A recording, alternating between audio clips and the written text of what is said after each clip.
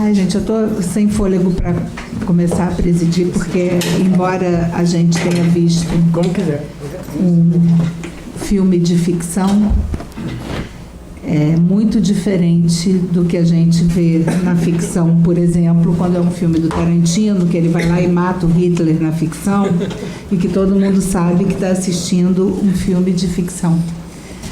E a gente tem questões nesse filme que são muito além, vão muito além, né, da questão da ficção. E essas eu vou deixar para o Pinheiro conversar com vocês, para o desembargador Noronha e para o doutor Luiz Sérgio, porque são pessoas do Fórum de Direito Penal e de Processo Penal, e o desembargador Pinheiro teve uma participação direta durante o processo de investigação e com a punição dos responsáveis pela chacina. Então, a gente saber que o que a gente viu na tela é inspirado na realidade e que a realidade consegue ser muito mais dolorosa e muito mais intensa do que o que a gente viu na tela, dá uma angústia muito grande para começar a pensar.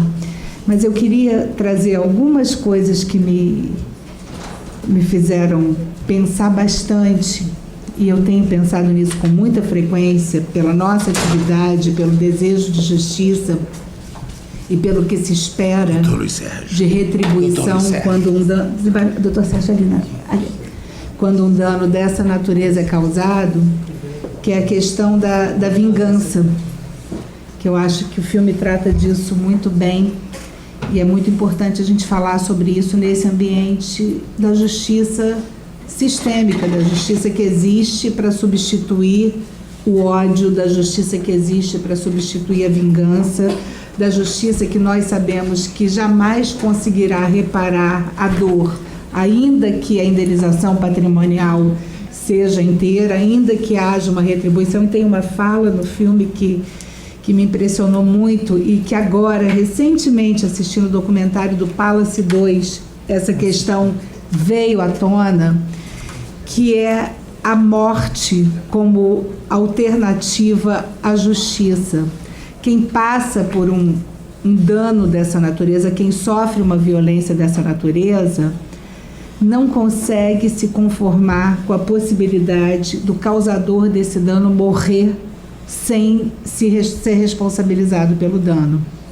Como se a morte impedisse a justiça de ser realizada. Isso é uma questão que me inquietou muito aqui e no documentário do Palace, porque no documentário do Palace a personagem ainda fala assim, mas ele morreu e não pagou pelo que ele fez.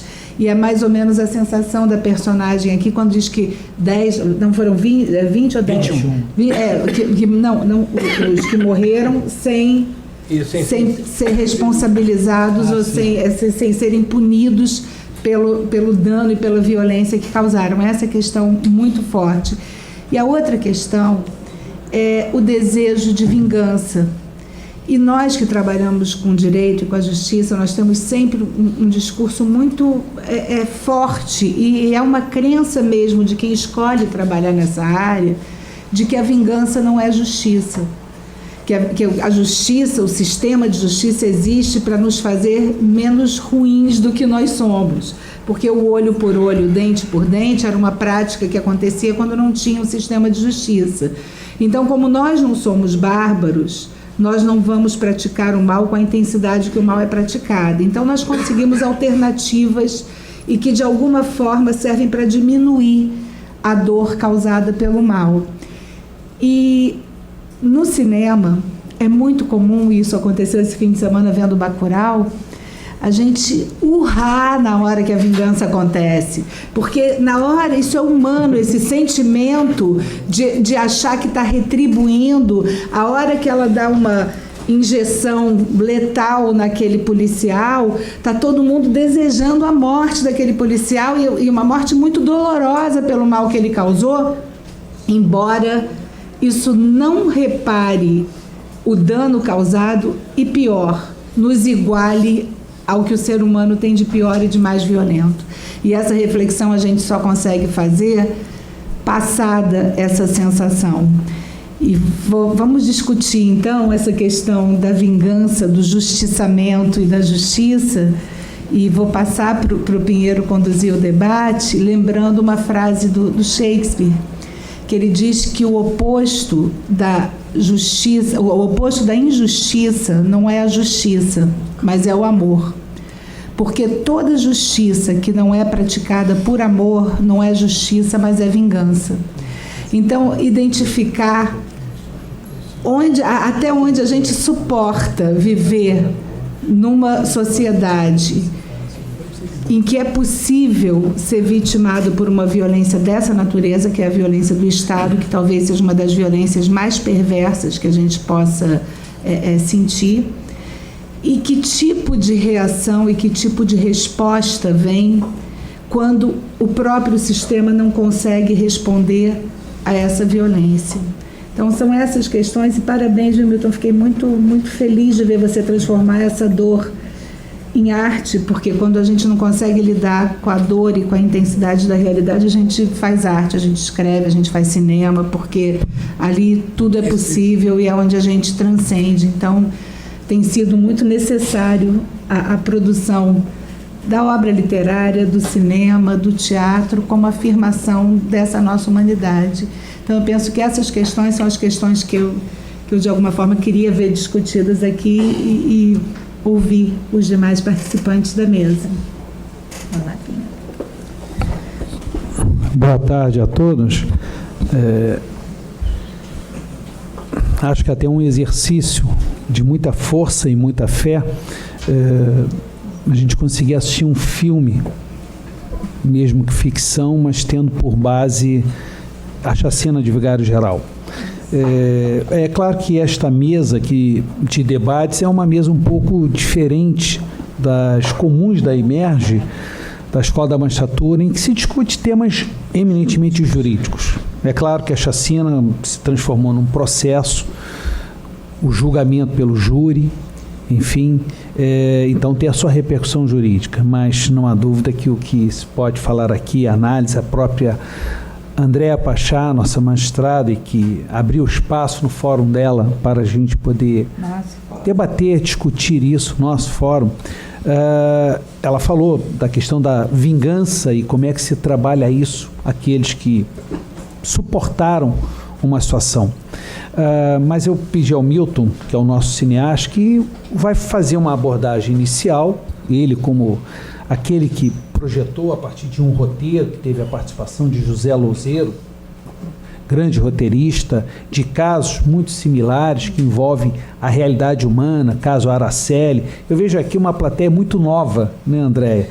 E acho que muitos aqui nem eram nascidos quando aconteceu a chacina em 29 de agosto, de 29 para 30 de agosto de 1993. É um fato que está um pouco, começa a ficar longe no tempo, mas é muito real.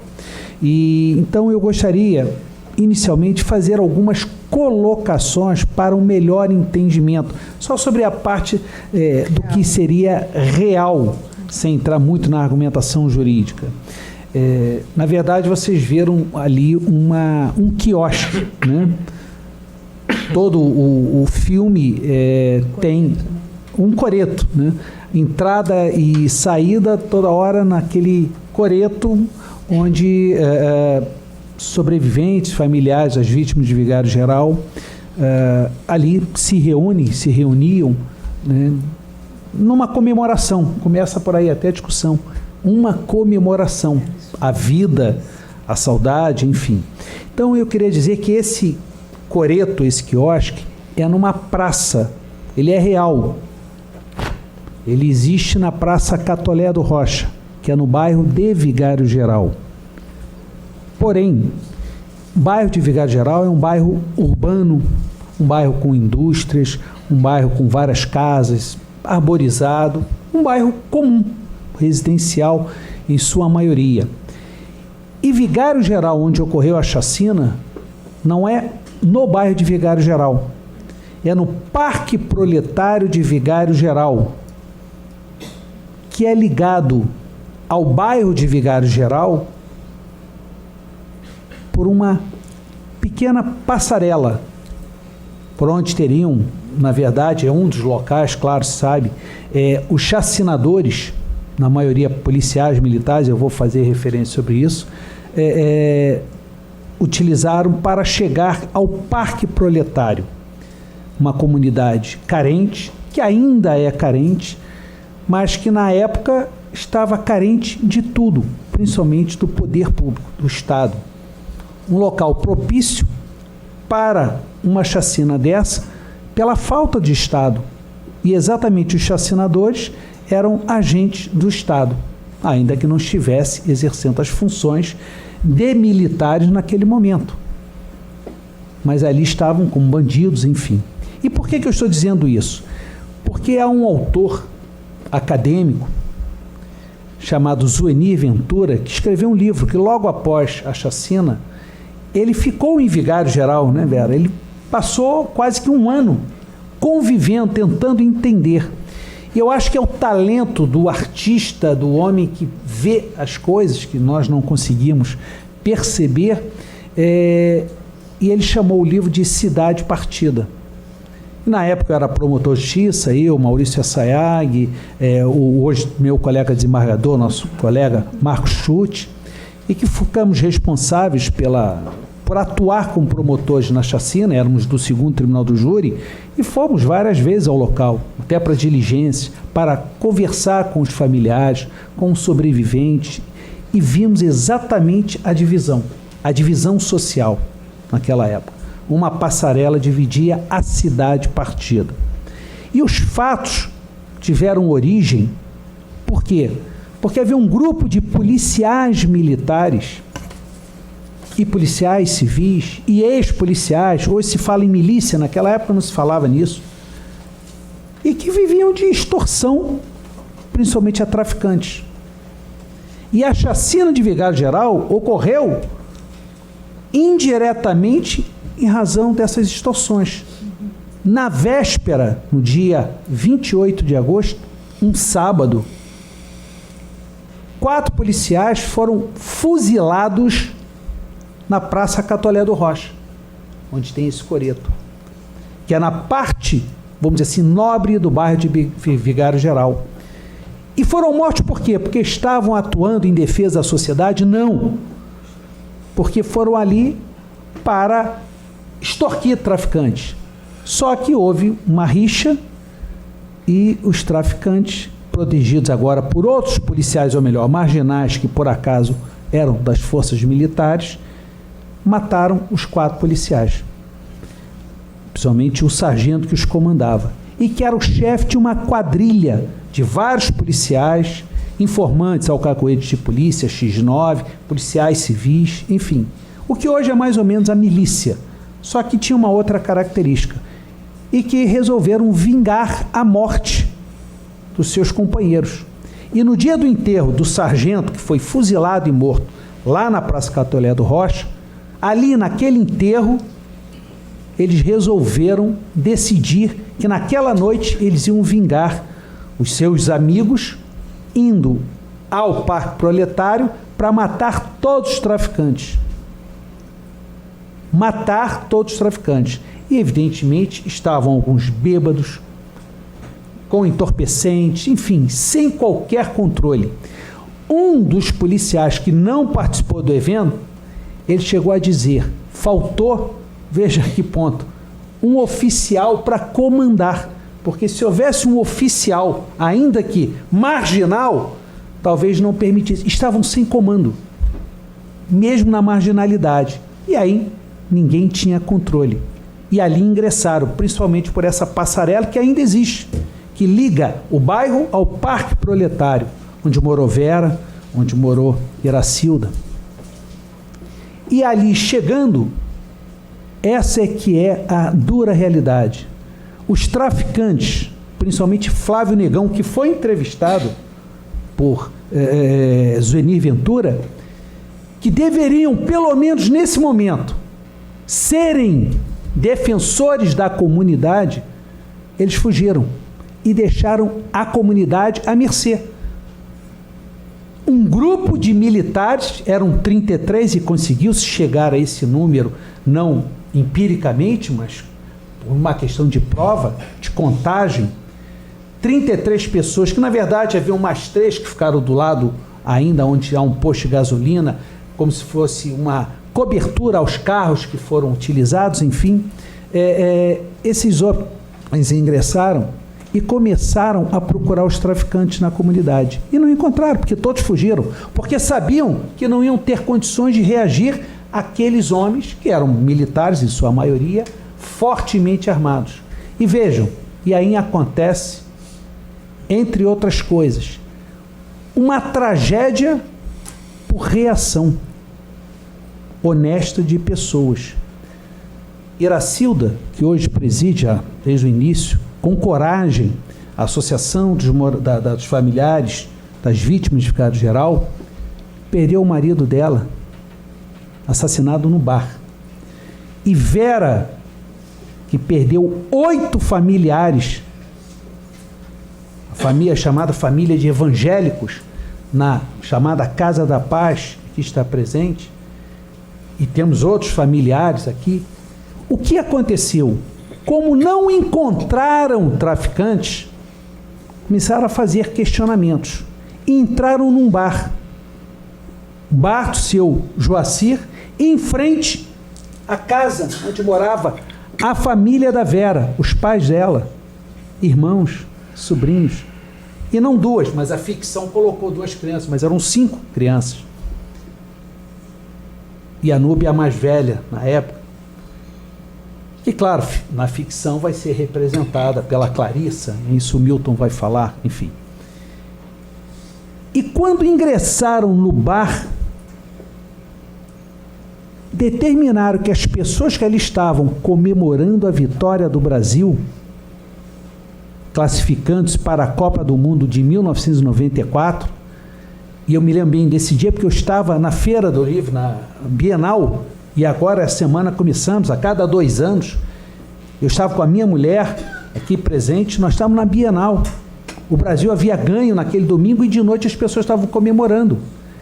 Eles entraram no bar onde havia 8 pessoas e pediram os documentos.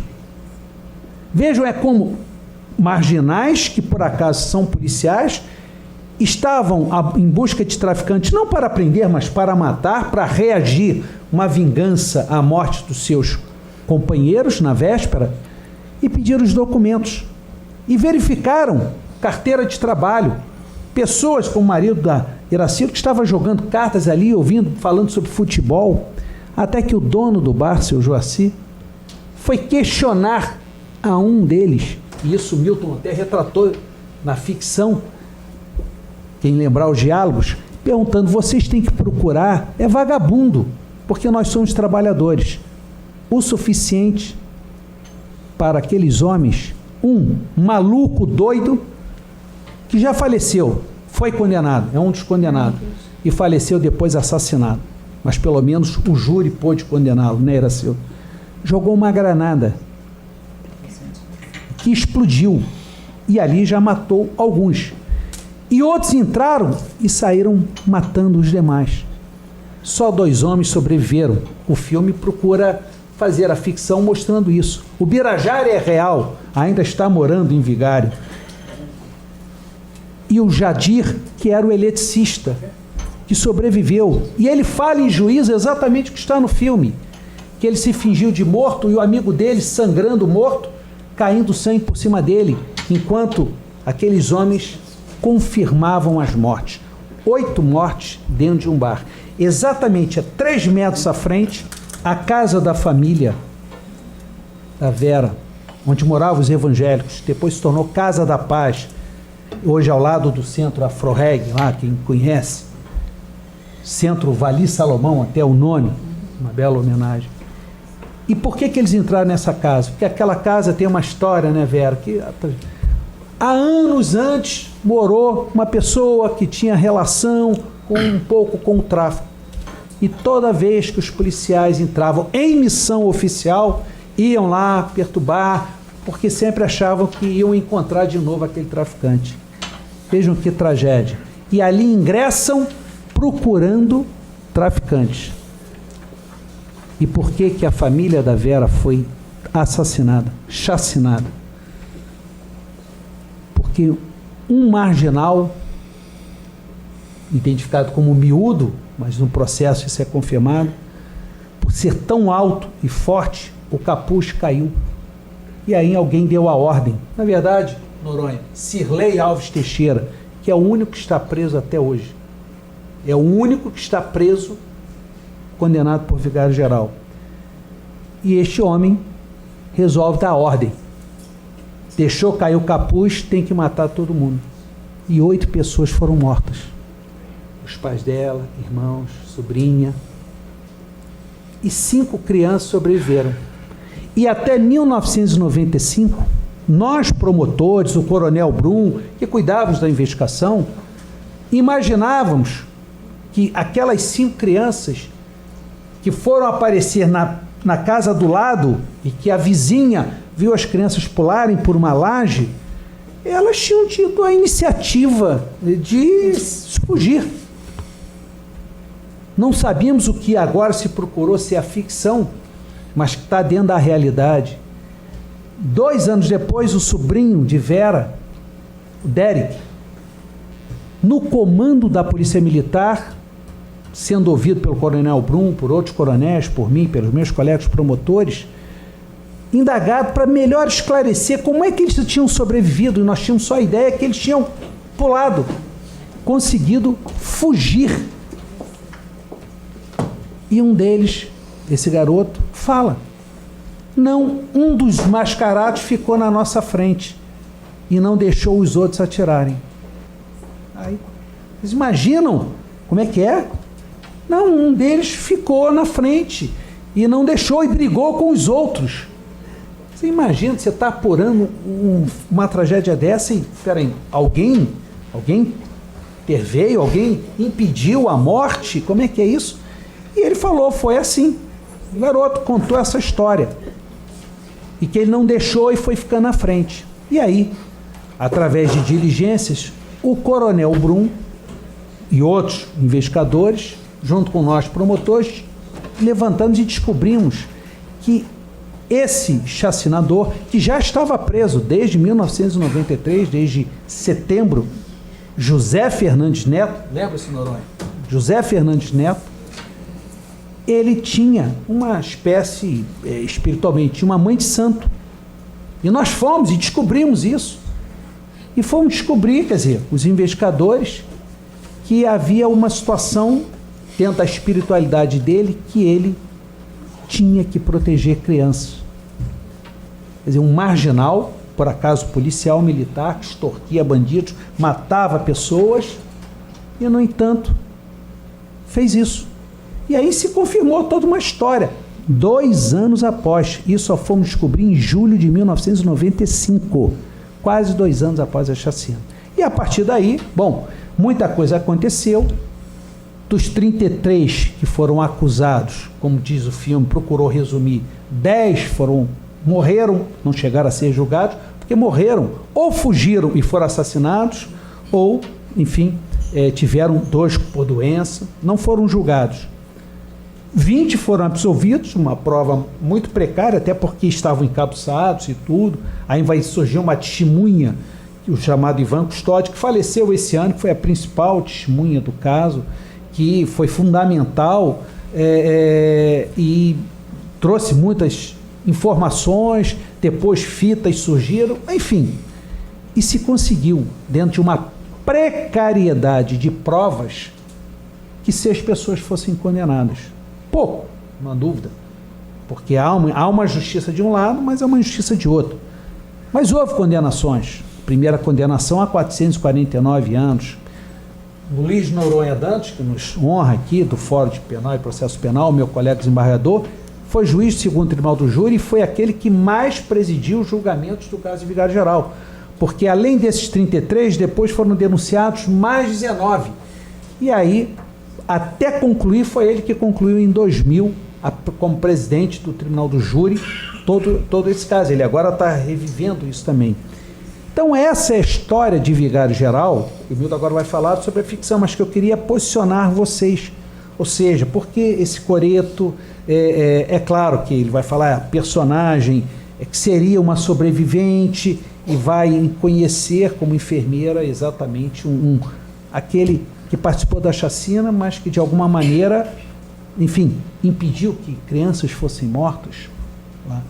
E como é que se deu? E depois, além dos 8 na casa da família evangélica da Vera, os 8 no bar, mais, foram 21 mortes, mais 5 pessoas foram mortas em pequenas vielas.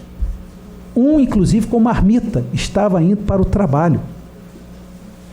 O filho do seu Valdir Baiense também, e assim por diante. Essa é a tragédia de Vigário Geral. Enfim, então eu queria colocar para aqueles, principalmente os mais novos, que ouviram falar dessa tragédia, e ela ocorreu 1 mês após a chacina de Candelária, em que morreram 8 crianças aqui na Candelária, que foi no dia 23 de julho de 1993. E por uma coincidência também o fato foi julgado pelo júri, pelo 2º Tribunal do Júri. Eu também fui um dos promotores, e Noronha também presidiu o último julgamento de Candelária. Enfim, foi um ano que não dá nem para adjetivar. E eu queria que vocês entendessem pelo menos como foi a mecânica, para poder entender, claro, uma ficção. Feito esse introito, Milton, nosso cineasta, eu te parabenizo pelo trabalho. E você me perguntou, eu assisti esse filme na quinta-feira. Foi. Eu assisti agora e eu digo a você, parece que é mais impactante a gente voltar no tempo. Bom, por favor. Até porque nós estamos numa plateia diferenciada daquele dia. Quinta-feira passada eu insisti muito na possibilidade de a gente exibir o filme no dia 29. A gente fez um esforço, eu tenho aqui 2 membros da equipe, o produtor e o editor do filme que estão aqui, e que nós fizemos muito esforço para que nós pudéssemos exibir no dia 29 de agosto. Foi muito difícil para a gente, mas nós conseguimos fazer uma exibição legal em Cabo Frio, porque eu também, lá em Cabo Frio, eu sou secretário de Cultura do município de Cabo Frio hoje, né? Hoje eu sou secretário de Cultura, há 3 meses eu sou secretário de Cultura de Cabo Frio. A história de Vigário Geral, na minha vida pessoal, ela começou há muito tempo atrás, né? 10 anos, talvez 10 anos atrás, com a Iracilda e a Cristina, que não está aqui. Cristina Leonardo, eu não sei nem porque ela não está aqui, mas a Iracilda certamente pode falar um pouco sobre isso depois. Nós nos conhecemos e aí essa história chegou para mim. Eu vivi Vigário Geral em 2003, em 93, eu estava morando em Minas Gerais, produzindo campanha política e fazendo filme para Fiat, filme técnico. Eu era um cineasta técnico, fazia filmes para carros, de tecnologia de carros, fazia campanha política do Enéas, essas coisas assim.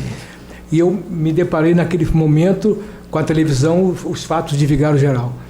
10 anos depois, 15 anos depois, eu conheci Cristina e Iracilda, e que no futuro me apresentaram ao desembargador e ao Coronel Brum, principalmente, e nós construímos então, a partir daí, alguns acontecimentos importantes. Vigário Geral começou com uma primeira expectativa, que foi um documentário, chamado Lembrar para Não Esquecer. A gente chegou a ganhar alguns prêmios, não, 2 prêmios significativos e um muito significativo mesmo no Festival de Cinema lá em Recife. O prêmio de júri, né, que é um prêmio que todo cineasta como eu, e que gosta muito de ganhar, porque é um prêmio que independe de qualquer tipo de participação, mas é um prêmio de júri, é um prêmio de interpretação. E nós fizemos isso lá em Vigário, lá com o documentário chamado Lembrar para Não Esquecer, que está disponível no YouTube, por aí, para quem quiser assistir, está lá, né? E a origem desse trabalho todo foi uma pesquisa feita, que nasceu dessas pesquisas que fizemos eu e o Zé Lozeiro, que já falecido, e o Tausto, que já morreu também. 2 perdas impressionantes, né? O Lozeiro morreu há 2 anos atrás, no dezembro do ano retrasado, e o Tausto um pouco mais. Mas dentro do processo da construção da dramaturgia, nós ficamos capengas em alguns momentos, né?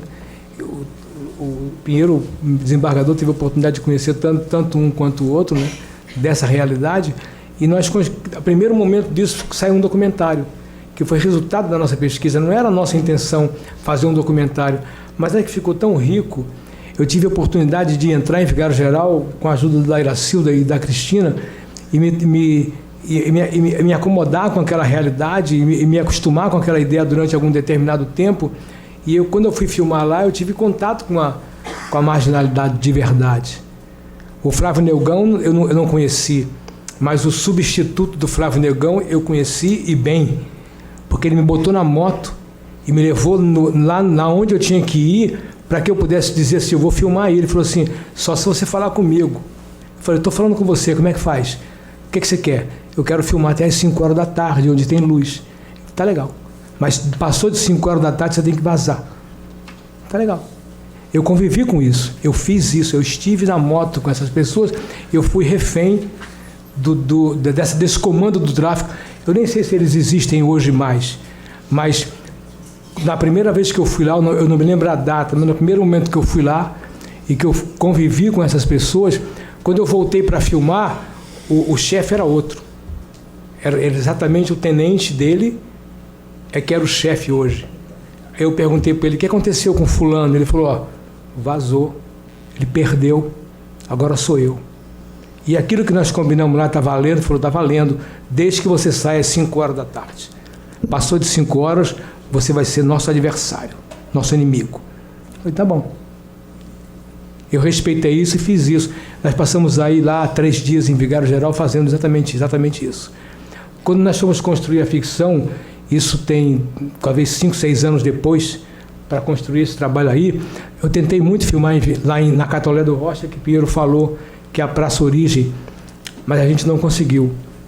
O comando era outro, eu já não tinha mais aqueles contatos, 6 anos se passaram e a realidade era totalmente diferente. Eu tinha que começar tudo de novo. Aí a minha opção foi fazer assim, não, eu tenho que buscar uma alternativa, onde fazer isso parecido. Aí nós encontramos em Silva Jardim, essa praça que vocês já assistiram aí em Silva Jardim. Eu fiquei arrependido de não ter filmado em Vigário? Não fiquei, porque a gente deu outro tipo de interpretação. A gente colocou um verde que não tinha lá em Vigário, lá na Catolé do Rocha. A gente colocou uma coisa árida, respirou um ar puro e que nos permitiu um outro tipo de interpretação que não tinha lá. Naquele momento lá, nós passamos 3 dias e lá em Vigário para poder tentar entrar na comunidade, tentar conversar com a comunidade, e foi difícil, muito difícil. Assistir um jogo do Flamengo lá na praça foi terrível, porque muitas confusões aconteceram, a coisa estava muito efervescente. Isso eu estou falando da realidade, porque eu sou um cineasta, quer dizer, que vou em busca da realidade, eu vou em busca das coisas, eu gosto de fazer isso. Eu fiz um filme sobre o Garrincha, eu não fui buscar o Garrincha maravilhoso, jogador de futebol, eu fui buscar um Garrincha de pau grande, bêbado, que sofria com a Elza Soares, eu fui buscar um Garrincha na base dele, lá onde ele sofria as coisas. Esse era o meu Garrincha. Eu preferia esse Garrincha, era mais interessante para mim do que aquele que só driblava. Eu preferia o Garrincha real. Eu fui o personagem lá, o Sebastião Lan, que foi um trabalhador rural que foi assassinado em Cabo Frio há algum tempo atrás, e que virou personagem. Ele foi morto porque lutava por questões de terra, né? Ele lutava por questões de terra, foi assassinado por isso. Eu buscava essa realidade. Então, e quando eu fui buscar em Vigário Geral, fui buscar essa realidade, fui buscar essa personagem. Eu encontrei pessoas importantes nisso, né? Eu encontrei pessoas que estão aqui, Iracilda, Belinha, que está aqui, dá até bonita, diferente do que um outro tempo atrás, né? Mas eu me sinto bem representada ali, porque tem essa mesma expectativa. E quando eu pensei nisso, eu pensei nessas pessoas que são mais humanas, né? São mais personagens da vida real, né? E que a gente usa a ficção para poder traçar um pouco de poder tratar um pouco dessa realidade, para ela ficar menos complicada do que ela é na verdade. Então, o ciclo de Vigário Geral encerra agora. Ela acaba agora, porque eu não tenho mais o que falar do Vigário Geral. Nós vivemos isso 10 anos, nós estamos nisso há mais de 10 anos. É muito tempo. Para quem tem 66 anos de idade, 10 anos é quase um quinto da vida toda. E a gente fez isso, a gente sofreu tudo isso, né? A gente buscou recursos para fazer filme, a gente tentou fazer isso. Eu fui assaltado, eu fui quase assassinado, porque o cara botou a arma na cabeça da minha companheira, aqui na cabeça, botou a arma, só, perdeu o Playboy. Nós estávamos na estrada, botou assim, levou tudo, levou o carro, levou tudo, botou na arma na cabeça. Ele levou tudo. Eu fiquei sozinho na estrada, eu e ela, meu Deus, o que eu estou fazendo aqui? Essa realidade é realidade, é verdade, na vida real. Vida real, eu não estou contando história. Isso tem boletim de ocorrência, não é isso? BO, tem boletim de ocorrência disso. Essa é a realidade que a gente viveu para construir essa história que nos fez estar aqui agora. E eu tive grandes parceiros nisso. Piero está aqui, o doutor Piero é uma pessoa que eu conheci nesse processo, tenho maior admiração por isso, né? Nossa, ele sabe disso, nós acabou, nos aproximamos. Tem algumas coisas comuns entre nós. Eu sou secretário de Cultura de Cabo Frio dele, lá em Cabo Frio, e ele foi promotor de justiça do lado, em São Pedro da Aldeia, durante muito tempo. E nós temos amigos em comuns, amigos muito perto. Coronel Brum, outra personalidade importante do processo, mora em Cabo Frio hoje. Ele tem um filho cabo-friense. Nasceu um filho, ele tem 70 anos, mas nasceu um filho dele agora, ele até fica surpreendido, ele estava lá naquele dia, ele tem 70 anos, ele tem um filho cabo-friense. Isso nos aproximou, né? A vida nos aproxima, porque para mim está chegando no final, eu estou na minha reta final desse negócio. Então, 10 anos de vida pensando na história de Vigário Geral, esse ciclo para mim se encerra agora. Ela se encerra com esse filme. Eu não tenho nenhuma experiência. Nós temos um documentário e um filme. Nós construímos essa ficção para poder, durante muito tempo, né, para poder justificar tudo aquilo que nós tentamos e buscamos e pesquisamos ao longo desses 10 anos. Então, eu sou resultado do cinema brasileiro. Nós temos que dividir com clareza. O que nós queremos discutir agora é o fato de Vigário Geral, o fato social, político da tragédia de Vigário Geral, que é uma tragédia, e uma interpretação de um cineasta, de um realizador do cinema brasileiro, como muitos que tem aí, sobre esse fato. São duas coisas diferentes. A gente não pode confundir isso. Eu fiz uma interpretação disso, a minha interpretação. Eu sou sujeito disso. Isso eu não tenho... Aí eu me sinto vencedor disso. Eu me sinto realizado por ter tido a oportunidade de traçar, na história da minha cinematografia, tratar desses acontecimentos. Eu me orgulho disso.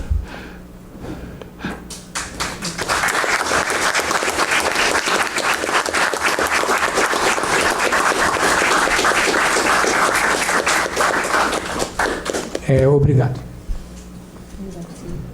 Eu vou passar para a Iracilda e eu queria dar mais 2 informes nessa passagem. Dentro da tragédia, 2 coisas aconteceram que tiveram, pelo menos, algo de bom, se é que se pode falar isso. Primeiro, para o meio jurídico, a partir da chacina de Candelária e a partir da chacina de Vigário Geral, é que foi criado, por iniciativa de promotores do Rio de Janeiro, de profissionais do direito do Rio de Janeiro, pelo Ministério Público do Rio de Janeiro, um projeto, e a Cristina Leonardo, uma advogada que sempre assessorou, esteve presente nessas tragédias com as famílias que, enfim, sentiram diretamente, um encaminhamento de um projeto que o então ministro e secretário de Direitos Humanos do governo Fernando Henrique Cardoso, José Gregori, transformou em projeto de lei e foi aprovado o Programa Nacional de Proteção a Testemunhas. E a origem foi Vigário Geral, no caso dessa testemunha que eu me referi, que era um alcacoete de polícia e que quase participa da chacina. Como não participou, ele estava jurado de morte, então chegou atrasado. E aí, quando descoberto, claro que ele deu muitas informações para o esclarecimento da chacina dos seus participantes. E o Wagner, que foi sobrevivente de Candelária, que está até hoje pela Anistia Internacional na Suíça, foi criado um programa de proteção. E o segundo lugar, que até o filme, na ficção, mas repassa isso. As famílias não estavam recebendo nenhum mínimo auxílio financeiro. E vejam, perderam famílias praticamente toda. O arrimo de família, caso da Iracildo, com filhas pequenas, hoje tem uma filha psicóloga maravilhosa, já é avó, mas imagina, o marido dela foi assassinado ali. Era o arrimo de família. E das 21 famílias atingidas, né, por essa tragédia. E a justiça, nossa justiça, formal, também não se pode criticar isso, podemos querer modificar isso, não estava julgando procedente nenhuma ação indenizatória, porque não era o Estado responsável, porque os homens que chacinaram, apesar de militares ou policiais civis, não estavam em serviço, não usaram armamento militar, não estavam com farda, ou seja, não era operação oficial. Se não é oficial, não cabe a responsabilidade do Estado. E aí o Brasil foi julgado, foi acusado na Comissão Interamericana de Direitos Humanos. O Milton reproduz isso particularmente, né, na hora, lá no Coreto, há um discurso, e isso é real. Por quê? Porque o Brasil foi absolvido porque mostrou que, apesar de toda dificuldade, no âmbito penal, conseguiu algumas condenações. Em Candelária, todas foram. Em Vigário Geral, algumas. Mas havia necessidade da reparação. E eu digo isso porque devemos fazer reconhecimento a quem merece em certos contextos. E coragem. E lá, na discussão para justificar por que o Estado brasileiro não estava reparando, um dos julgadores disse: concorda-se que não havia uma obrigação legal de pagamento de indenização, mas havia uma obrigação moral. Isso era uma novidade. E ao voltar ao Brasil, os promotores que estavam envolvidos com isso levaram a questão ao então governador Antony Garotinho, lembra-se, Iracildo? E que foi exposto a ele: o senhor não tem obrigação como governador, a lei até lhe protege, mas há uma responsabilidade moral. E este governador da época, ele autorizou que promotores elaborassem um projeto de lei criando uma pensão, que ele subscreveu, e esse projeto foi transformado em lei em uma semana, pagando uma pensão de até 3 salários mínimos aos sobreviventes, não só de Vigário Geral, como de Candelária, os familiares, como de outras tragédias, Morro da Coroa, enfim, a Geisa no ônibus 174 e assim por diante, que por acaso, recentemente, alguns deixaram de receber a pensão. Mas, Vera, te dou a notícia, parece que segunda-feira estamos para recompor isso aí. Quer dizer, então, a responsabilidade moral é a primeira vez, isso é falado, e o Milton foi muito feliz no filme, é a primeira vez que o poder público assumiu moralmente a sua responsabilidade. Está na exposição de motivos, está na lei. Foi em relação a esse fato. E, finalmente, antes de passar para a Iracilda, a gente falou muito em vingança. Eu devo dizer, se eu estou aqui até hoje é porque eu convivo com os familiares das vítimas de Vigário Geral. E desde a chacina, enfim, como promotor, ali participei. André, eu vou te falar, não vejo vingança. São pessoas boas, são pessoas que nunca me disseram: doutor, eu quero a condenação, eu quero o mal daqueles. Nunca foram compreensivos, acreditaram na gente, na justiça, enfim. É que isso pode na ficção. E o Milton, na ficção, trabalha, e é o ambiente de trabalhar, o que a gente tem de mais perverso é na ficção. Porque para a gente não desejar isso na vida. E vendo aqui a Luciana, ela até saiu aqui, porque ela se emocionou muito. Poxa. Ela é uma sobrevivente da chacina. Assim, é muito duro a gente usar um ambiente acadêmico e usar uma referência da ficção para tratar de dor que ainda está em carne viva, né? Então, por mais que a gente consiga se aproximar dessa dor, a gente vai estar sempre tangenciando e tentando ajudar essas pessoas a fazer essa travessia que é tão dolorosa. Então, acho importante a gente ter muita clareza assim, que nem de perto se pretende, nesse ambiente, se explorar a dor de ninguém ou fazer com que as pessoas se revitimizem. Eu fiquei preocupada, até pedi que ela ela ficasse ali fora, se ela estivesse mais confortável ali fora, porque uma coisa é a gente estar aqui assistindo um filme. O Pinheiro trabalhou no momento da dor pior ali do lado das famílias, acompanhou. E outra coisa é você trazer isso o tempo todo e reviver uma dor que não passa assim, sob nenhuma circunstância. Então, se há uma relevância muito grande da gente destinar nosso tempo aqui para fazer essas reflexões, para assistir esse filme, para trazer essas pessoas aqui para estarem próximas, é porque acho que é um desejo coletivo da gente ser melhor enquanto sociedade, enquanto instituição, enquanto grupo social, mesmo conhecendo todas as nossas, assim, as nossas mazelas, as nossas dificuldades, a dificuldade do acesso à justiça, a dificuldade de se preservar o ambiente ali, quer dizer, a gente conseguir imaginar que grande parte do que não se consegue sistemicamente é por falta de acesso, falta de perícia, falta de autoridade ali presente no momento, e que passados 26 anos nós ainda experimentamos essas deficiências.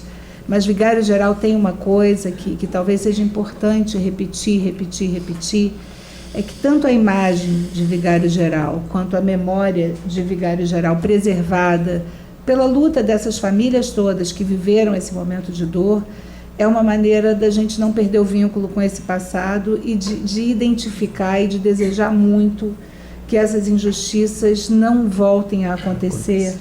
E é importante isso, porque a gente tem uma história de desprezo pela memória, de desprezo pelo passado, e a sucessão de tragédias é de tal ordem que depois de Vigário Geral a gente achou que não fosse mais ver tantos caixões, que não fosse mais ver tantas chacinas, e infelizmente ainda passamos por esses... Eu não chamo nem de tragédia, sabe, Pinheiro? Eu vou aproveitar que o nosso fórum é de arte também, para lembrar uma coisa que, assim, na tragédia grega, o herói sabe desde o começo da história que ele vai se dar mal no final. A tragédia está escrita, não tem como fugir do destino. E ele é herói porque ele dedica a vida por uma causa que ele sabe que no final ele vai perder. Todos os heróis são assim, todos os heróis morrem. Morrem jovens, brigando contra o destino, e não há possibilidade de vencer.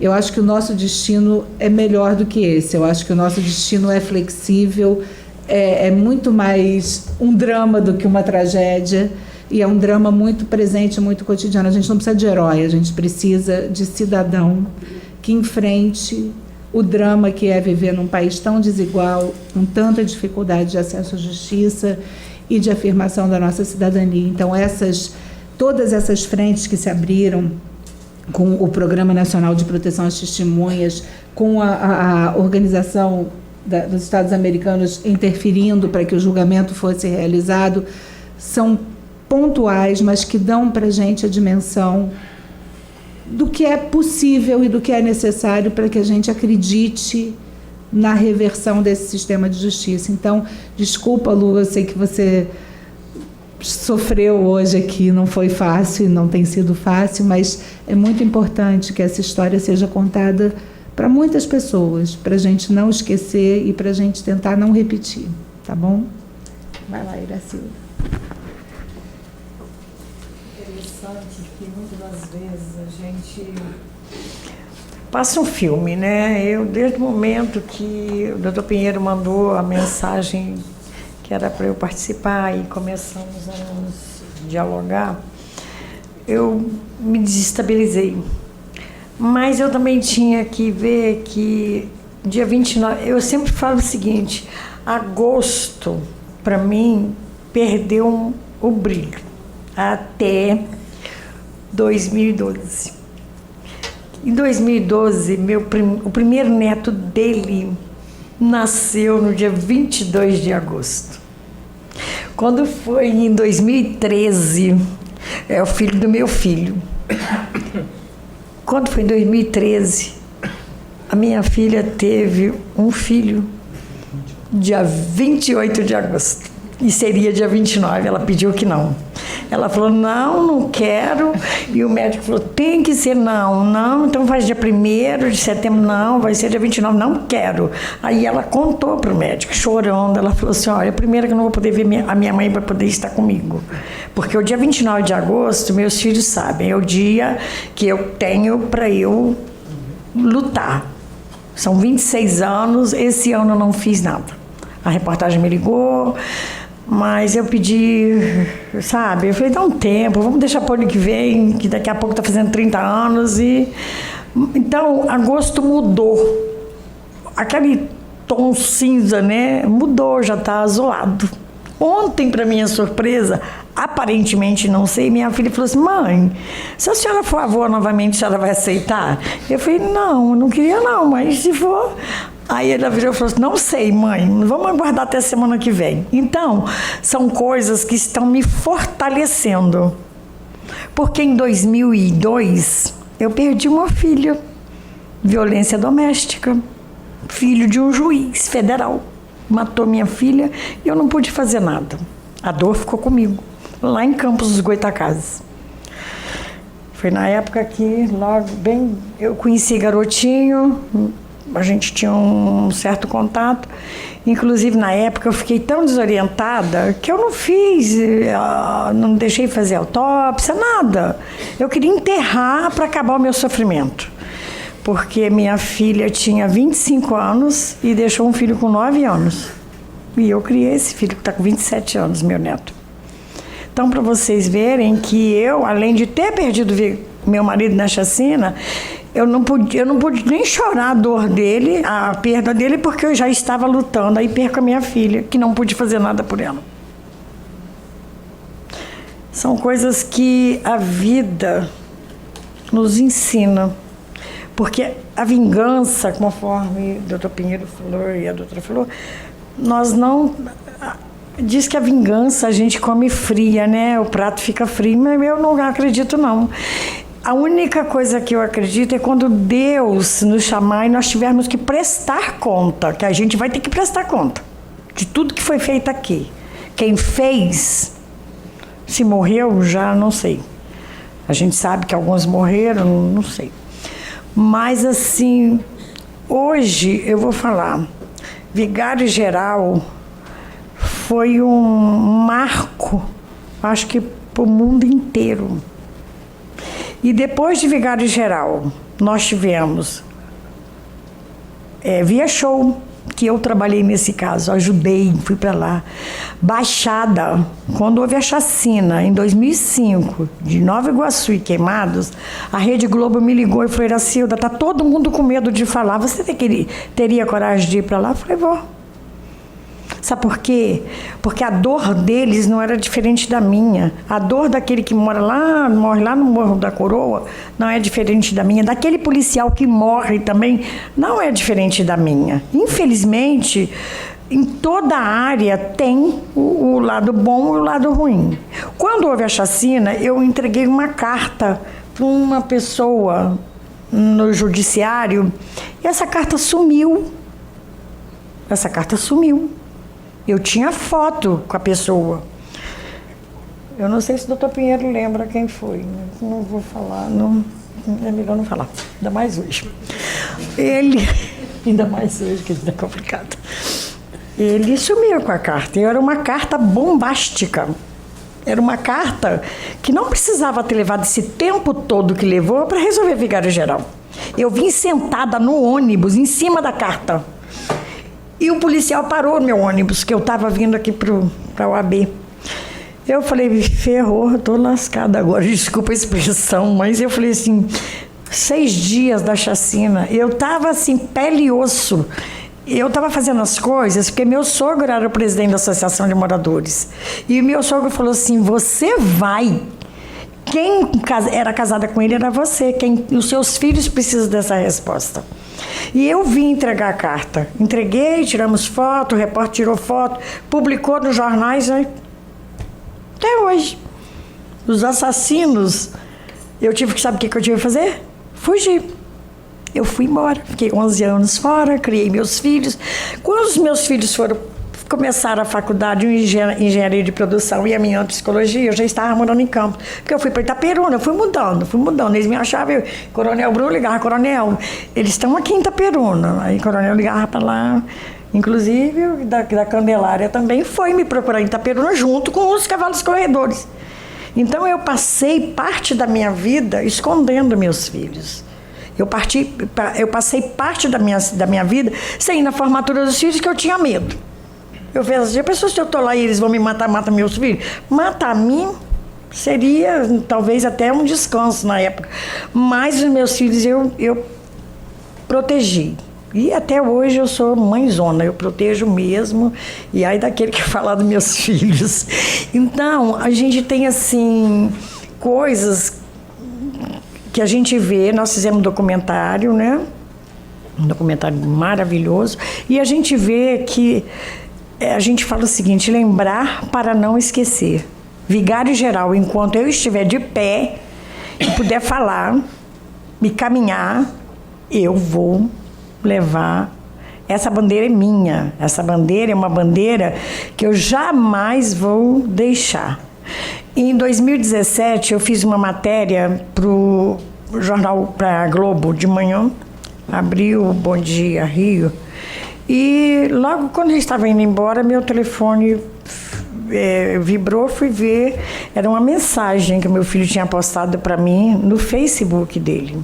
Ele focou a minha imagem, tirou a foto e postou no Facebook dele e falou assim, meu filho está com 38 anos, ele estava com 12 quando o pai morreu.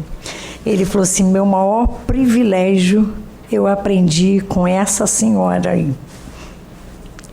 Essa senhora não deixou eu mudar meu destino. A minha vida eu devo à minha mãe, porque hoje eu sou o que eu sou, não é por mim, porque se fosse por mim eu não estaria do jeito que eu sou. Quer dizer, na cabeça dele, ele queria fazer um outro rumo, mas eu sempre conduzindo, e o doutor Pinheiro sabe, às vezes me dava um baque, eu ligava para o Coronel Bruno vinha, me ajudava, ligava, você não pode, sua mãe está correndo atrás, você tem que estudar. E hoje, graças a Deus, todos os dois formados, nenhum me dá trabalho, me deram os netos maravilhosos. Então, tudo que eu passei, eu sinto, e assim, eu estava sentada ali, o filme passando, eu e Vera, aquilo, sabe, eu pensei que fosse dar uma coisa, porque em 93, até 93, a minha vida era uma vida. Aí de 93 para cá, eu tive que trabalhar a minha cabeça, a nossa cabeça, né, Vera? Para que não houvesse a vingança. Porque se eu mostrasse que eu estava revoltada, afetaria meu filho. Porque essa minha filha que morreu, ela falou assim, mãe, eu vou ser policial. E eu vou mostrar que eu vou fazer a diferença. Infelizmente, ela passou. Na hora de fazer todo o exame médico, o marido achou que ela não precisava mais viver e matou a minha filha. Mas também as pessoas sabem, mas você tem coragem de falar isso e não fazer nada com ele? Vou fazer o quê? Que quando eu fui no hospital, no Ferreira Machado, para apanhar o laudo que saiu causa indeterminada, naquela época não existia, não podia ter causa indeterminada. Naquela época eles tinham que colocar o laudo, alguma coisa. Ou atropelamento, ou injeção mal dada, alguma coisa. Eles colocaram várias coisas no exame da minha filha. E a minha filha, ela tinha um talho enorme na cabeça, porque eu vi, ela morreu nos meus braços, eu dando banho nela. E eu questionei no hospital. Vem cá, como é que vocês me dão um laudo com causa indeterminada? Não pude fazer o óbito da garota, enterrei só com a guia, né? E como é que vai ficar? Eu não sou boba, porque aí comentei, eu já vim da chacina de Vigário, eu tive que várias vezes ir em ML para apanhar laudo dentro do ML, onde foi as perfurações do meu marido. Então eu já estava acostumada com isso, como ajudei na Baixada, que está ali uma das vítimas da Baixada. Então, aí o hospital falou assim, quem foi a doutora? Eu falei, foi fulano. Já foi mandado embora. E o doutor fulano foi mandado embora. Quer dizer, tudo, a nossa justiça, infelizmente, doutora, só me desculpa, mas tem hora que ela dá uma balançada. Dá uma balançada. Né? E graças a Deus que nós tivemos doutor Pinheiro, doutor Noronha, que nos, sabe, foi assim, eu não considero nem, são meus amigos. Doutor Pinheiro, o doutor aqui, mas é Pinheiro, né? Pra gente, não, sabe? Porque são 26 anos. 26 anos que nós temos de muita cumplicidade. Tudo a gente fala um com o outro. Doutor Pinheiro, ó, eu ouvi falar que fulano está lá em Curicica.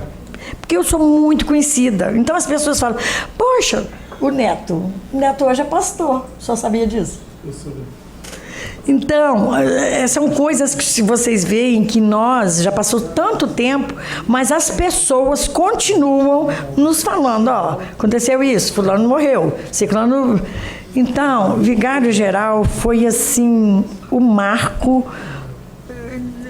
contra a violência, porque nós lutamos para mudar a lei. Doutor Pinheiro estava com a gente, nós levamos várias, assim, não sei, foi muitas assinaturas, né, em Brasília para mudarmos a lei. O crime continuado mata 21 e responde por 21, entendeu?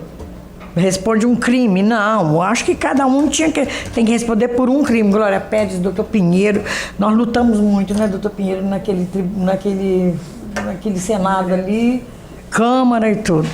Então, eu espero que esse filme venha, assim, trazer uma mudança de pensamento. Porque muitas das vezes eu falava assim, morreu fulano, Deus me livre, graças a Deus que morreu, amanhã inteira, não vou nem falar. Hoje eu já penso, quando eu vejo, eu falo assim, gente, às vezes a pessoa fala, vai ver que era bandido. Gente, não tira a conclusão, porque eu ouvi muito isso.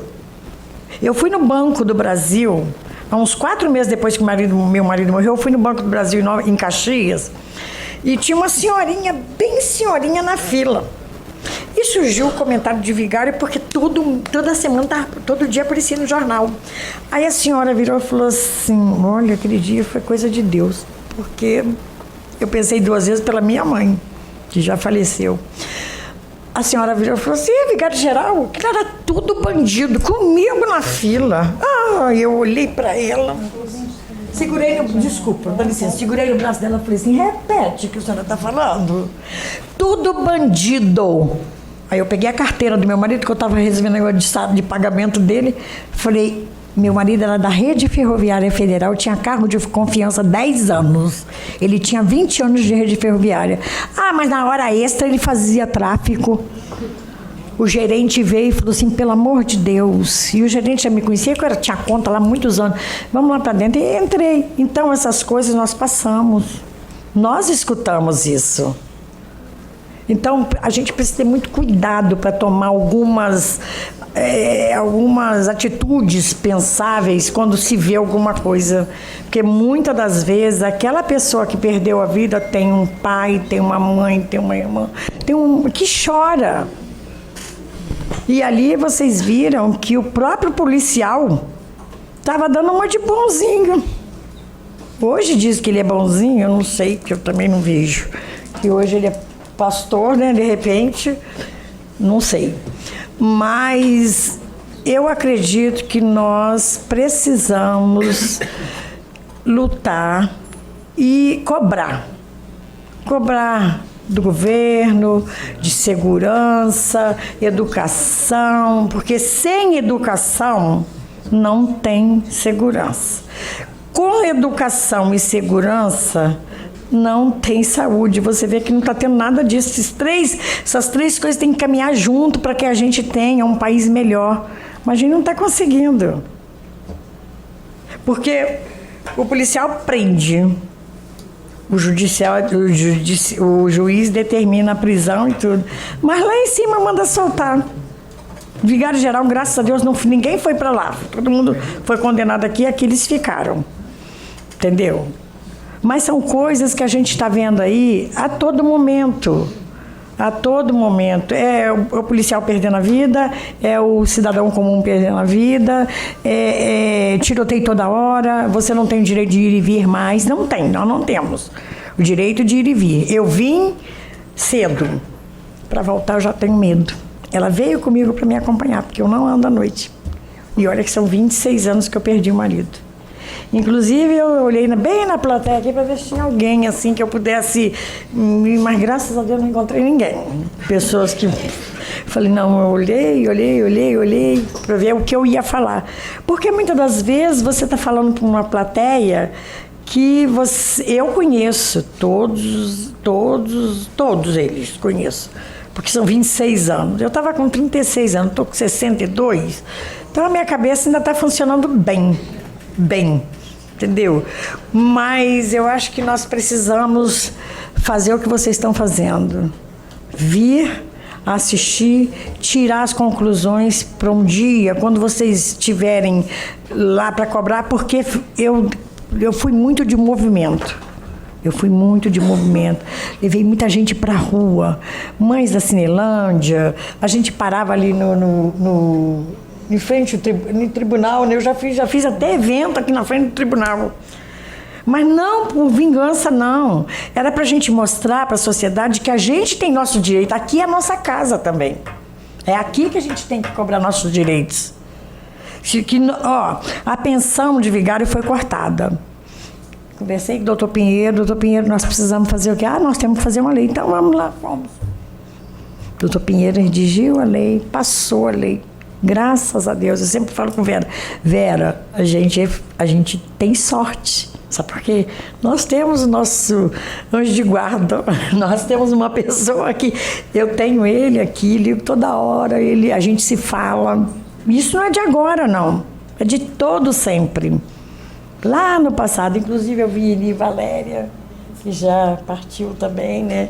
Nossa amiga Valéria, lá de Brasília. Então, a gente vai embora uma hora, mas a gente quer deixar esse legado para que todo mundo lute por dias melhores. A gente precisa disso. Nós precisamos ver meus netos, que já eu estou com um neto com 27 anos, tem um com 7 e outro com 6. Uma discrepância de idade, né? Mas eu quero que eles tenham...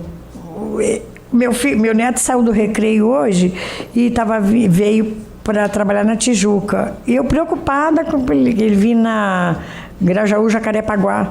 Ele, se for só ficar preocupada assim, eu não vou trabalhar mais. Então, quer dizer, a gente pensa num dia não ter mais isso. Mas para a gente não ter isso, a gente precisa ter coragem. Da forma que eu tive em 93. Abrir mão da minha liberdade para eu poder hoje estar aqui em liberdade para poder falar. Porque hoje eu falo de cabeça erguida e não tenho medo. Porque eu acho que eu só procurei justiça. Então, tudo que eu fiz, e eu acredito que Milton, doutor Pinheiro, doutor Noronha, todos nós, né? O que a gente pôde fazer por Vigário Geral, não moro lá, já saí de lá, logo quando houve a chacina eu fui-me embora, 3 meses depois, porque eu fiquei perdida, com medo de criar os filhos ali, e acontecer deles se revoltarem.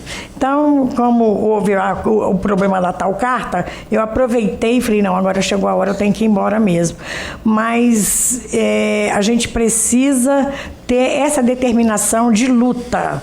Luta porque nós precisamos saber que nós temos um país tão bonito, ninguém precisa sair daqui para morar fora. Igual eu estou vendo tanta gente indo para Portugal, para Suíça, mas para quê? Foi para a Flórida, olha lá o que aconteceu anteontem. Então, quando tem que acontecer, não tem jeito, né? Tá bom? Muito obrigada, uma boa noite para vocês.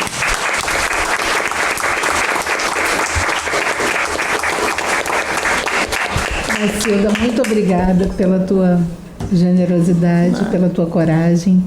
E normalmente, quando a gente faz essas reuniões do fórum, a gente tem um espaço para a plateia interferir, perguntar, mas hoje foi tão longo assim, o depoimento tão necessário, que eu acho que era importante que a gente ouvisse o que a Iracilda tinha para falar, o que o Milton, o que o desembargador Pinheiro, Mas antes de terminar, porque nós temos um horário aqui para encerrar a atividade aqui na escola, mas antes de terminar, a Vera queria falar, e eu acho importante que a gente escute a Vera, já agradecendo pela tua participação. Tá?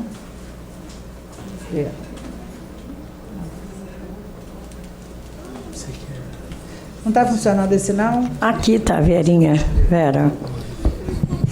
Aqui. Não. Não. Aí. Ali, Vera, tem o mais fácil, ó. Boa noite.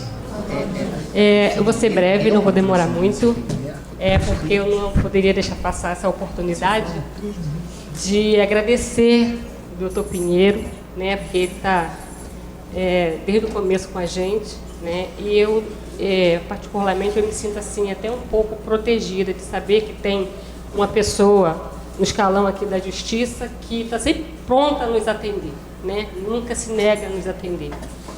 E eu queria dizer que Vigário Geral hoje, passado esses 26 anos, é um bairro triste, sabe? É um bairro que as pessoas têm muito medo de que ocorra tudo o que aconteceu há 26 anos atrás, né? Mesmo que tenha instituições fazendo trabalhos sociais lá dentro, mas tem o medo reina ali naquele lugar. Hoje eu já não moro mais ali em Vigário Geral, moro em outra comunidade que também tem esse terror de tiroteio, né? Acho que hoje em dia a gente vive em todas as comunidades que acontece isso, né? Mas eu me sinto assim, até, como é que eu vou dizer, não é vingada, a palavra certa, de uma certa forma a justiça foi feita, sabe? De que primeiro a justiça de Deus foi feita. Eu sou uma pessoa cristã e acredito muito no poder de Deus. Então, nós que vivemos nessa terra, não devemos esquecer e devemos crer que a justiça de Deus existe, sabe? Então, eu acredito que uma das primeiras semanas, quando aqueles policiais, alguns foram mortos por eles mesmos, eu digo que eles deram um tiro no pé, pelo fato deles ter matado, né, pessoas inocentes dentro da comunidade de Vigário Geral. E eles pensavam, eu acredito, que como eles dizem que a justiça não reina nesse país, né, mas eu vi que eles mesmos, pelos atos deles mesmos, eles se condenaram. Então, assim, de uma certa forma, eu fico até mais tranquila de ver que a morte dos 21 não foi em vão, sabe? A justiça foi feita assim, tá? Então, assim, eu só queria agradecer muito de saber que existem pessoas dentro da justiça que faz justiça, sabe? Primeiro a de Deus e depois aqui da terra. E nós devemos confiar. Quando eu estava sendo testemunha do tribunal lá, eu era um pouco assim desacreditada, né? Porque, gente, é muito triste viver sem família, viu? Então, vocês que têm as suas famílias, ame-as, abrace-as, vive os momentos com as suas famílias, sabe? Se vocês têm desavenças, procure se achegar mais perto delas, sabe? Porque a gente não sabe o que vai acontecer daqui assim para frente. Então, eu agradeço muito, imensamente, a vocês, a Milton. Esse filme, eu gostei muito do filme, viu?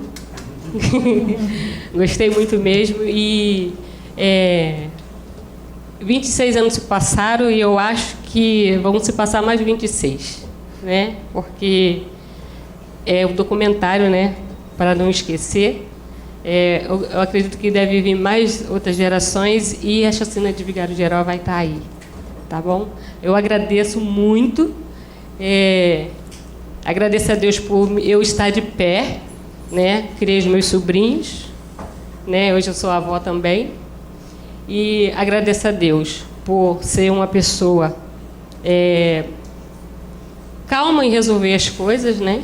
resolver, de enfrentar tribunal de júri, estar de frente com aqueles policiais.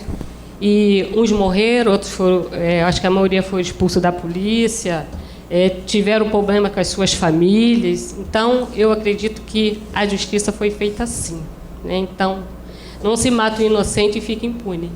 Então, os próprios atos deles os condenaram. Eu agradeço.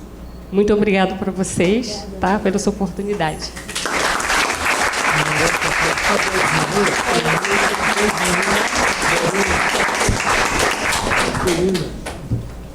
O desembargador Noronha, que está aqui presente, é claro que a participação dele foi muito jurídica, mas ele queria fazer uma referência.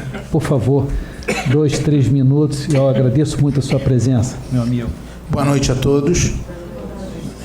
Inicialmente, eu quero congratular o cineasta porque o filme é muito bom. Quando eu digo o filme é muito bom, é necessário que se entenda que um tema desses ele não pode ser excessivamente realista, senão ele mata a própria condição mais importante do ser humano. Senão você não está vendo um filme, você está num velório. Então não é possível um excesso de realidade. Você precisa temperar com a ficção. E o problema é a mão, a medida certa desse tempero. E eu quero congratulá-lo porque conseguiste exatamente uma medida bastante confortável, uma medida que termina a apresentação e é um sentido ainda de conhecimento e de leveza. Isso é fantástico, ou seja, é o efeito de liberdade, de libertação, de transcendência que a arte tem. Mas ela não tem sozinha, ela precisa do artista. Então, o artista, e que artista é aquele que consegue realizar a transformação na mensagem, a transformação através da forma como isso é trazido. E esse é exatamente um dos pontos que eu queria realçar, principalmente em relação ao que nós hoje prioritariamente nos reunimos para sentir, para ver, para conhecer. Meus parabéns. Senhora Inacilda, eu não tinha tido o prazer ainda de conhecê-la formalmente e digo que exatamente a mensagem é que a mudança de vida e do senso de agosto é porque só a vida ultrapassa a morte. Só a vida transcende a morte. Então, a partir do momento em que a vida se renova para a senhora na sua família e o amor que isso gera, são os pontos fundamentais de renascimento. Isso é fundamental. Muito bem, a minha participação em Vigário Geral, ela é pequena, porque toda a parte inicial de investigação, de determinação, é exatamente a do desembargador Muniz Pinheiro no Ministério Público. E eu cheguei exatamente ao tribunal, mas cheguei dirigido exatamente para terminar com o que era, com o que se considerava na época algumas chagas do judiciário, que eram processos rumorosos que não terminavam. E havia uma cobrança intensa da opinião pública e da mídia em relação a isso. Eu já conhecia outras chacinas. Eu as conheci inicialmente como defensor público, mas depois eu julguei várias chacinas em Niterói, já como juiz do júri. E exatamente isso foi acredito, tenha sido alguma coisa que me credenciou a depois ir ao segundo tribunal do júri. Porque havia Candelária, que eu presidi o último julgamento, e havia Vigário Geral, que não terminava. E aí o sentido era terminar Vigário Geral. E esse foi um dos embates, né, para sempre conseguir colocar todo mês um julgamento de vigário geral, ou, na melhor das hipóteses, alternando um mês e outro. Muito bem, eu ouso discordar ainda alguma coisa no sentido prático. Eu entendo que o senso de justiça, dentro de uma visão leiga, estabeleça que o somatório das penas deva chegar a uma condição astronômica para que nenhuma vítima seja esquecida. Mas o problema é que exatamente esse somatório cria uma realidade excessiva que gera exatamente a reversão da condenação. Toda vez que a proporcionalidade é quebrada para efeito de fazer justiça, fica mais fácil de se reverter isso. E foi esse o universo que encontrei em vigário geral. Eu encontrei réus condenados com 400, 500 anos e, naturalmente, pela condição técnica, o Supremo Tribunal Federal determinou novo júri. Exatamente pelo critério excessivo da pena. Então, o critério excessivo da pena, é claro, ele dá um sentido de que ninguém foi esquecido, de que todos são importantes, mas ele também, pelo outro lado, ele cria a brecha para gerar a fragilização do julgamento e produzir um novo julgamento. Então, eu refiz muito do que já tinha sido feito, tinha se mandado novo júri, e cheguei a fazer alguns que não tinham sido feitos, né? Então, todos os que chegaram a ser localizados, chegaram a ser detidos, foram julgados. Inclusive alguns que foram aqui mencionados, eu julguei. Sirley foi um dos que eu julguei, inclusive. E aí, um outro ponto que eu acredito possa ser minimamente interessante entenderem o porquê que nós tivemos tantas absolvições. Quando o júri decide, naturalmente, ele tem uma avaliação própria. Ele não decide dentro de uma perspectiva jurídica ou técnica. E o ponto principal era que a pedra base da acusação era Ivan Custódio. Ivan Custódio, que era o X9, o informante, sócio de alguns dos diretos matadores, e que tinha marcado de ir junto. Marcou num determinado lugar, mas se atrasou. E quando ele chegou lá, ele descobriu que o grupo com que ele tinha marcado já tinha ido. Então ele não estava lá simplesmente por um desencontro que não foi combinado. Muito bem. Diziam os meus promotores que atuaram durante o júri que a única maneira de se entender a mecânica por dentro é com alguém que seja de dentro. Então era esse o discurso, para estabelecer uma credibilidade quanto ao que ele dizia, porque as condenações só poderiam vir a partir das indicações que ele fazia. E o problema é que havia muitas contradições entre o que ele dizia. E, a partir daí, não é preciso muita imaginação para descobrir por quê, né? E essas contradições eram exploradas pela defesa na testemunha-chave da acusação. Então, em vários pontos, não havia insensibilidade dos jurados, não havia ignorância dos jurados, mas chegava um momento em que o jurado chegava a um limite de dizer: ele mente, mas até que ponto ele mente? Nós aceitamos que ele menta, mas até quando? E por isso, em alguns momentos, não houve a credibilidade. E foi isso o fator principal para que se estabelecessem várias absolvições. Então, eu entendo que esse era um esclarecimento necessário, né? Porque se fala disso e se quantifica, mas era interessante que se dissesse o porquê e dentro de que perspectiva. Bom, as mudanças produzidas por Vigário-Geral mudaram tudo. A repercussão no exterior é enorme, mas mudaram o Brasil, mudaram o Estado brasileiro.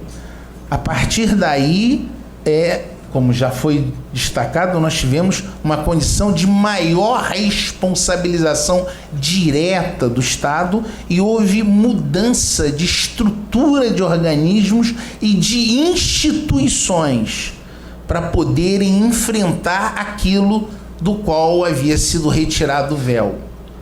Aquilo que já existia, mas que ainda estava limitado.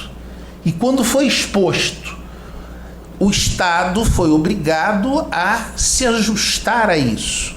É claro que os ajustes são gradativos, nem sempre de imediato se resolvem, mas gradativamente e sucessivamente o tempo consolida o que funciona e determina a mudança do que não funciona. E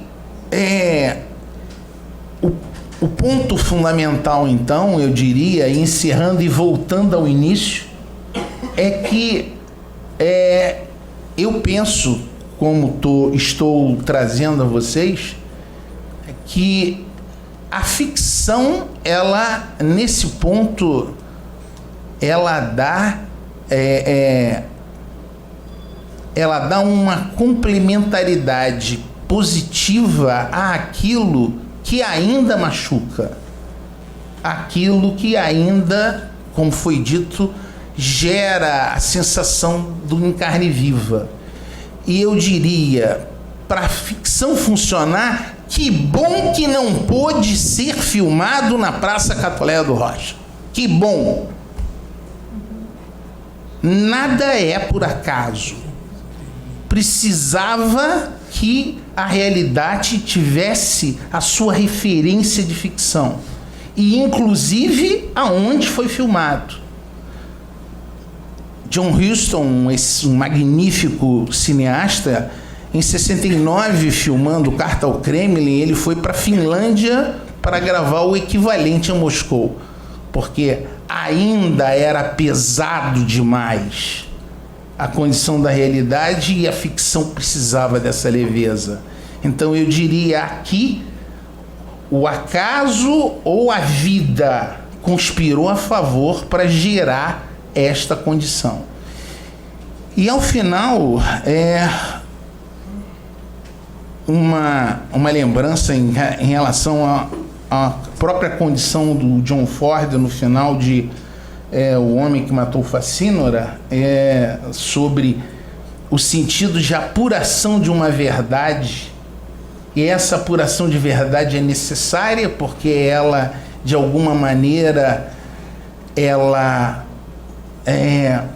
transforma todos que estão envolvidos nela, mas ao final nem sempre funciona tão bem a repercussão sucessiva só da dureza dos pontos mais doídos dessa verdade.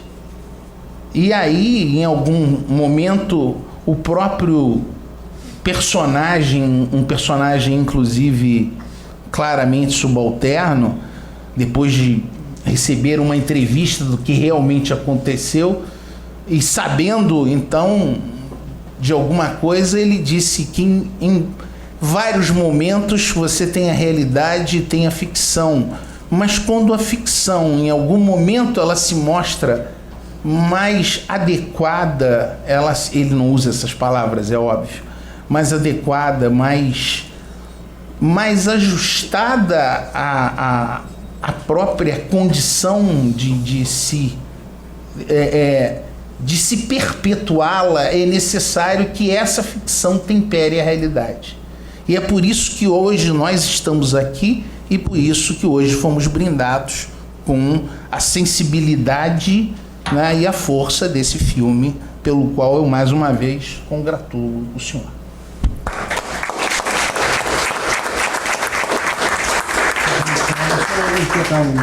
Por favor, se tiver essa brevidade, porque a nossa... Não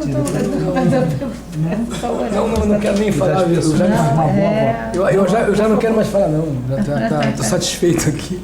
Depois da fala da Soninha, que Iracilda e agora o desembargador, eu perdi os motivos para falar, né? Não tenho mais o que falar, lembrando somente que eu sou do cinema brasileiro e nós passamos por uma fase muito complicada hoje do cinema brasileiro.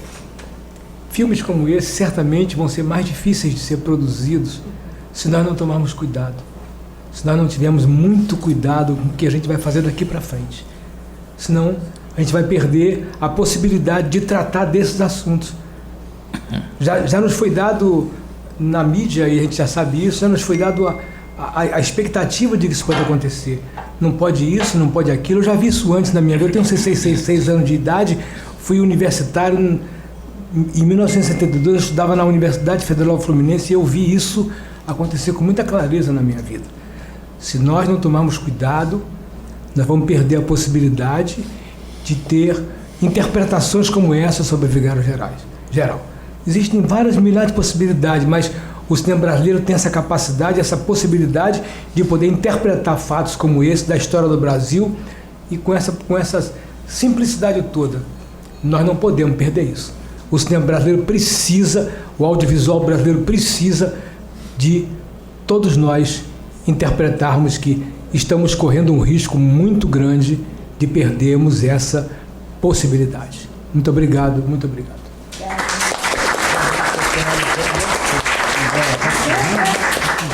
Gente, eu quero agradecer muitíssimo assim, a oportunidade da gente experimentar o que a gente experimentou hoje, que foi muito emocionante. A gente não tratou só das questões que envolvem o direito, coisas que normalmente a gente faz aqui na Escola da Magistratura, nem tratou só de uma criação artística, de um filme de ficção, mas a gente teve uma experiência aqui que foi muito humana, que essa possibilidade da gente ouvir o outro, compartilhar a dor do outro, exercitar a alteridade em tempos de ódio, em tempos de intolerância, são sentimentos que nos fortalecem em humanidade.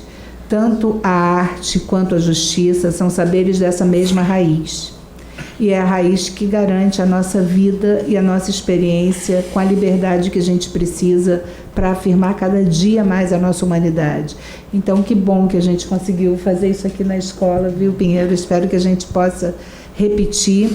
E eu quero convidá-los, na quinta-feira tem uma reunião aqui do Fórum de Cinema, Arte e Literatura com o Fórum da Infância e da Juventude, e que nós vamos exibir um documentário que chama O Nome do Pai.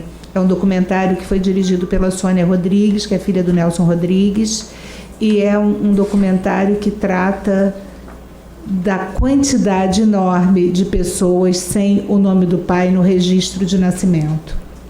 Essa é uma realidade que chega na justiça com muita frequência, e a Sônia tratou disso com delicadeza, ouvindo os vários personagens que fazem parte dessa relação. Filhos sem pais, filhos que tiveram o reconhecimento tardio, filhos que nunca tiveram reconhecimento, o significado simbólico e a importância dessa referência. Então, quem tiver oportunidade, na quinta-feira às 5 horas temos um novo encontro aqui.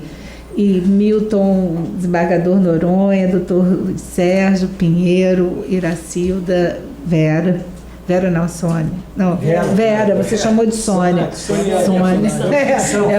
Ele chamou você de Sônia, olha o que Mas assim, eu quero agradecer muito a disponibilidade de vocês e a acolhida com que vocês nos receberam nessa história tão dolorosa e que nos irmana de alguma forma no desejo de um país mais justo, mais igual, com mais acesso à justiça e com menos violência.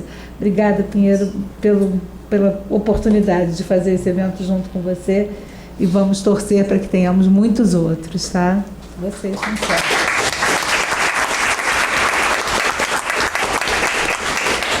Bom, agradecendo a amiga, maestrada, escritora Andréa Pachá, eu desejo uma boa noite a todos, de coração. Um beijo. Ainda temos aqui, ó, Luiz Sérgio, Iracilda. Mas é fantástico. Ele tem uma sensibilidade, uma força de propósito para conseguir fazer isso. Eu falava para ele que você acha, você está conhecendo. Então, tenho aqui, mas eu vou pedir para alguém da escola. Tem alguém da escola aqui ainda? Consegue um comprovante para ela levar para o trabalho? Derramei aqui, ó. Derramei uma água aqui, tá? Teu nome é?